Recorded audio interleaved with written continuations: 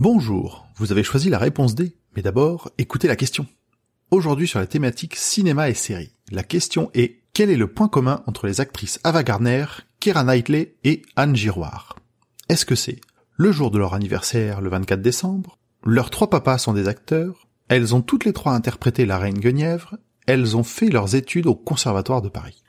Alors, Ava Gardner, elle est bien née le soir du réveillon de Noël, mais c'est pas le cas des deux autres. Seule Anne Giroir a fait ses études à Paris, et seul le papa de Keira est acteur. Donc, leur point commun, c'est un rôle.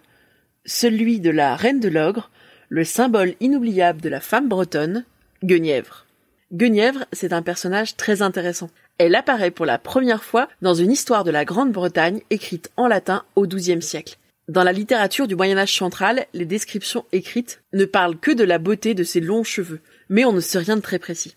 Selon les auteurs, elle est parfois faible et opportuniste, ou bien c'est une dame de qualité victime de son destin. Mais c'est aussi la reine des superlatifs. C'est la plus belle, la plus puissante et la plus intelligente des femmes. Elle est aussi symboliquement la force vitale d'Arthur. C'est grâce à elle qu'il a obtenu son pouvoir. Côté généalogie, Guenièvre, c'est la fille du roi Léodagan de Carmélide. On ne connaît jamais le nom de sa mère. Elle est au cœur d'un des plus célèbres triangles amoureux de l'histoire, tiraillé entre le roi et Lancelot.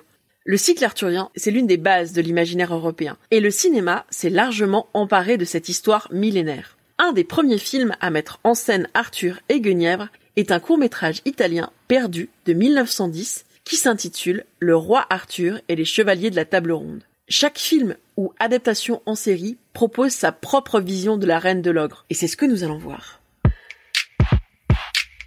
La Guenièvre d'Ava Gardner est une reine bonne, mais amoureuse du mauvais homme.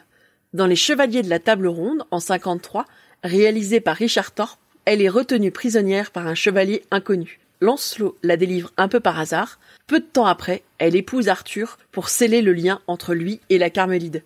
Alors la Carmélide, on sait pas trop où c'est, C'est soit le Pays de Galles, soit la Cornouaille, soit la Bretagne.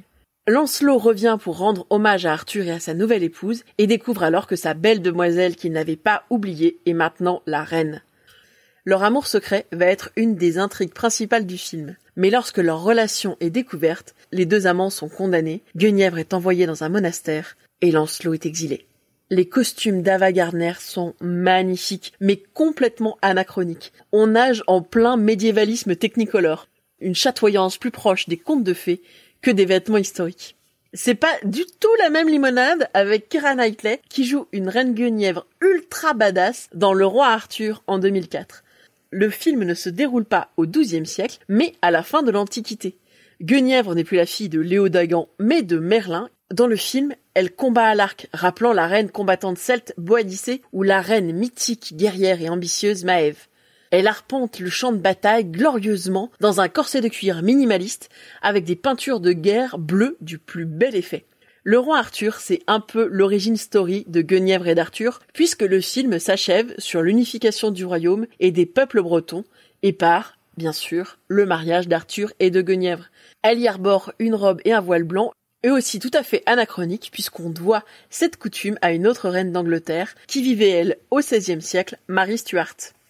Nouveau changement d'ambiance avec la reine Guenièvre de Camelot. Anne Giroir joue une Guenièvre naïve, romantique, presque enfantine, mais c'est l'un des personnages qui évolue le plus, passant de gourdasse à chef d'État, comme dirait Dame Célie, sa mère. Après son escapade avec Lancelot, elle revient vers son mari, le pousse à chercher sa descendance et le sauve même du suicide. Elle garde cependant une nature profondément bonne, quasi nourricière, alors qu'elle n'est pas mère. Il y a eu des dizaines de Guenièvres au cinéma et dans les séries, de la plus digne à la plus rigolote, de la plus guerrière à la plus maternelle. Chacune d'entre elles incarne une facette de ce modèle de féminité. Est-ce qu'on serait pas tous et toutes un peu Guenièvre ? Bravo, c'était la bonne réponse. Pour aller plus loin sur ce sujet, retrouvez les sources en description. La réponse D est un podcast du label Podcut. Vous pouvez nous soutenir via Patreon ou échanger directement avec les membres du label sur Discord. Toutes les informations sont à retrouver dans les détails de l'épisode. À demain pour une nouvelle question sur la thématique gastronomie.